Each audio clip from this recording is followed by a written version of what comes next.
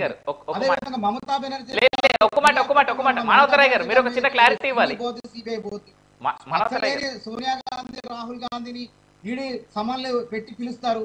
అదేవిధంగా చిదంబరాన్ని జైల్లో పెట్టారు, డీకే శివకుమార్ గారిని జైల్లో పెట్టారు, రేవంత్ రెడ్డి గారి మీద వేధించారు. ఈడీ సిబిఐ కేసులు, తర్వాత ఐటీ దాడులు అని చెప్పి రేవంత్ రెడ్డి గారిని వేధించారు.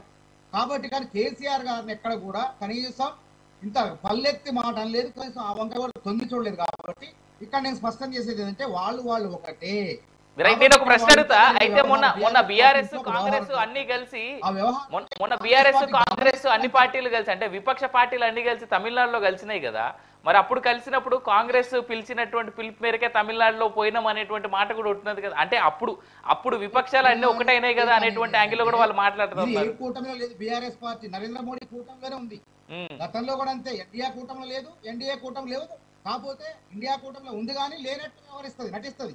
కాకపోతే అక్కడ విషయం ఏంటంటే దక్షిణాది రాష్ట్రాలకు అన్యాయం జరిగే విషయంలో దక్షిణాది ప్రాంతి ధనికవంతులు అత్యంత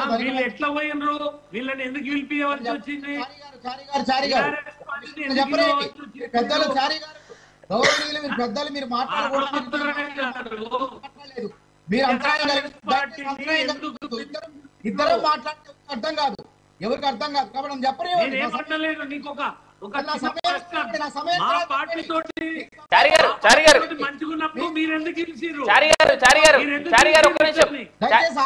నాకు ఇచ్చిన సమయం తమిళనాడు విషయంలో ఏంటంటే కేంద్రం అనేది దక్షిణాది రాష్ట్రాల పైన వివక్ష చూపుతుంది. కాబట్టి దీని ఉద్యమాన్ని స్టాలిన్ గారు నాయకత్వం చేపట్టారు. కాబట్టి కాంగ్రెస్ పార్టీ కూడా మద్దతు తెలుపుతుంది. కేరళ కానీ కర్ణాటక కానీ ఉంది కాబట్టి వాళ్ళ ఉనికి ప్రమాదం అయింది.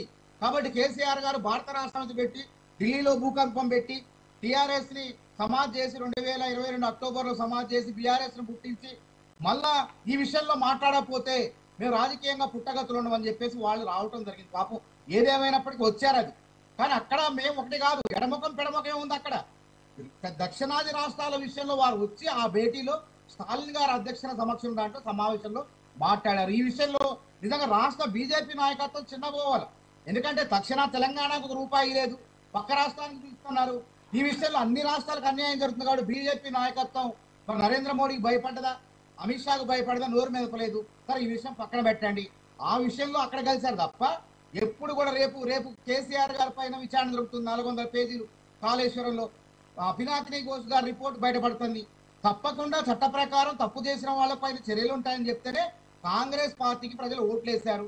ప్రజల నమ్మకాన్ని ఒమ్ము చేయాలి. కాబట్టి తప్పకుండా వారి నమ్మకాన్ని కలిగించే విధంగా మేము ముందుకు పోతున్నాం. ఫోన్ ట్యాపింగ్ అంశం కానీ ఏదైనా తీసుకోండి, ఆ విషయంలో కూడా రేపో మాపో వాస్తవాలు రిపోర్ట్ వస్తుంది. ఏసీబీ ఆల్రెడీ నివేదిక ఇచ్చేసింది, మేము చేయాల్సిందంత చేసినామని చెప్పింది. ఆ తర్వాత వచ్చేసి విద్యుత్ ఛార్జీల కొనుగోలులో 3.5 కొనుగోలు చేయాల్సింది 8 రూపాయలు పెట్టి కొనుగోలు చేశారు. ఆ విచారణ కూడా దగ్గరకు వచ్చింది. అన్ని రకాల అంశాలపైన కాంగ్రెస్ పార్టీ బీఆర్ఎస్ పార్టీ చేసిన తప్పుల్ని ఎండగట్టే ప్రయత్నం, చట్టాల ప్రకారం చర్యలు తీసుకునే ప్రయత్నాలు చేస్తారు. ఇక్కడ మేము వాళ్ళు ఇప్పుడు కాదు ఇంకెప్పుడు కూడా ఒకటి కాదు. ఆ మాట ఎవరైనా మాట్లాడితే శాస్త్రీయబద్ధంగా చెప్పాలి, మేము ఎక్కడ ఒకటైనా చెప్పాలి.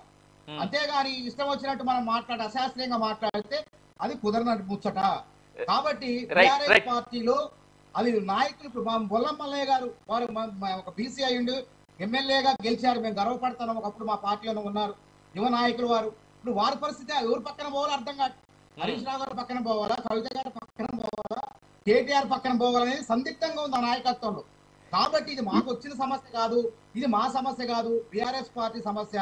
వాళ్లే ప్రజల పార్టీ అంటారు కాబట్టి చర్చించుకుంటారు. తప్పకుండా అందుకే ఇవాళ మీ న్యూస్ 360 వాళ్ళు చర్చ పెట్టారు.